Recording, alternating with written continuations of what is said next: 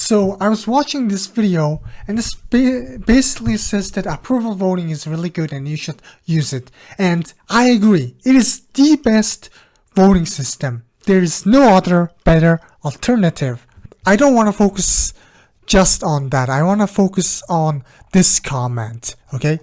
This person kind of wants something similar to score voting, okay? No, it's not better. I need to be able to rank, e.g. in 2016, 1. Bernie, number 2. Jill, 3. Anyone else who's better than Hillary, 4. Hillary, 5. Anyone who's not Trump.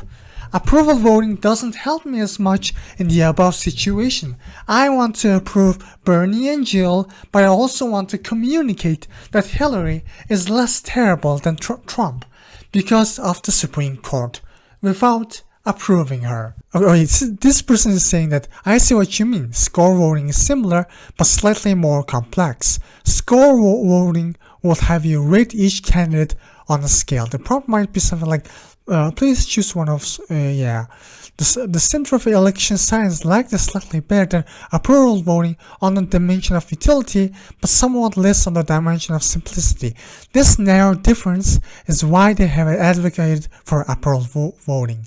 With approval voting, the question you ask is simply which candidates you approve. Okay, I'm going to stop here, and I'm going to explain to you why score voting is fucking stupid. You don't need to prove that Trump is worse than Hillary.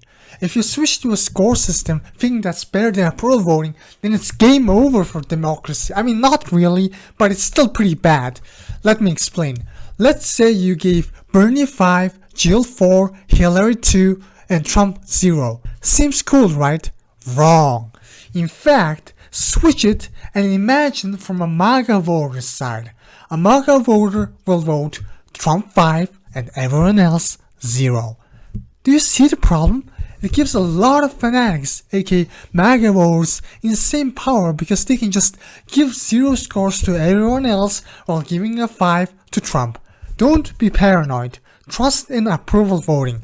The MAGA voters, howsoever they try, can't give Trump more than 1 vote, whereas in score voting, Trump is getting 5 whole points while everyone else gets 0. Some people's vote will be more powerful than others exactly because of this method. It is impossible to find a voting system better than approval voting because finding which decision is the most okay and acceptable for the most amount of people is the definition of a good decision. Approval voting is the best specifically because it doesn't give extra power to favorites. People who are loved madly by a minority but disliked by most people will not win in approval voting. In fact, if score voting are done with an open ballots and if it allowed people to change their vote strategically at any time to win, it will turn into approval voting. Why? Because the pity points that you gave Hillary, for example, will start to become a problem. There are so many Hillary supporters that will give her a 5 and she rears her head up, and you yourself gave 2 points to Hillary even though you disapprove of her. Then Jill, who you consider to be the second after Bernie, might need more support. If you don't, then she might lose, and it's better Jill or Bernie wins whichever it is for you. So you have to give Jill 5 points and take away Hillary's 2 points, making your votes Bernie 5, Jill 5, Hillary 0, Trump 0. Everyone will start voting this way until you are all just voting using approval voting. So I talked about this issue on my Discord server and some people are saying, I don't get it. Doesn't the system waste more resources? And we don't like that in anonymous voting. Okay, then I say, I already told you that open ballot, live with people being able to change votes, is the best form to vote. Just think and imagine. I'll ask you, let's say you are voting in the score voting election, and nominations are Elon Musk, I know he's not a politician but doesn't matter, Donald Trump, Hillary Clinton, Joe Biden, Kamala Harris, Bernie Sanders. How much score will you give to each candidate and why? I don't know. Bernie can get the 3 star, the rest are 0. Well, too bad. You should have gave Bernie a 5. If you like Bernie, you are obligated to give him 5.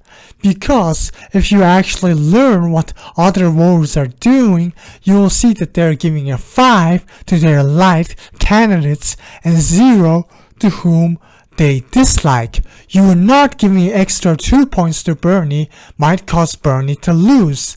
It will be real shame if Trump won with say 50 scores from 10 voters who all voted for Trump. And Bernie loses because 48 score, because 9 people gave him 5 and you gave him 3. Do you understand now? I mean, I gave Trump a 0, I nuked his ass, I don't like him. There are 20 voters here, you are one of them. Bernie's are not my fave, so he gets 3 stars. If you want to stop Trump, you have to give Bernie 5 stars, because 9 people gave Bernie a 5. 9 times 5 is 45. You gave Bernie a 3. 45 plus 3 equals 48. Trump has 50 and Bernie has 48. Now you understand why you need to give everyone you like a 5?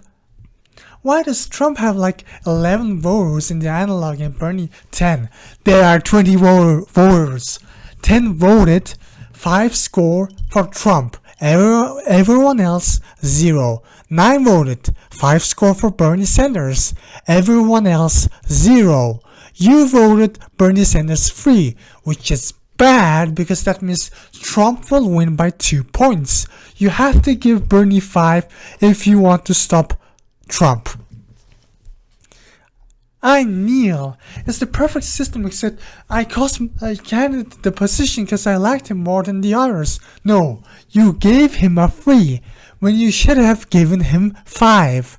If you ever use score voting in real life, always remember to give a person or decision you like a 5 or 10 if it's the highest score. Just give the highest point to what you like. And what you dislike, give a 0. If you don't, you are throwing. Also, what happens in a 50-50? I don't know.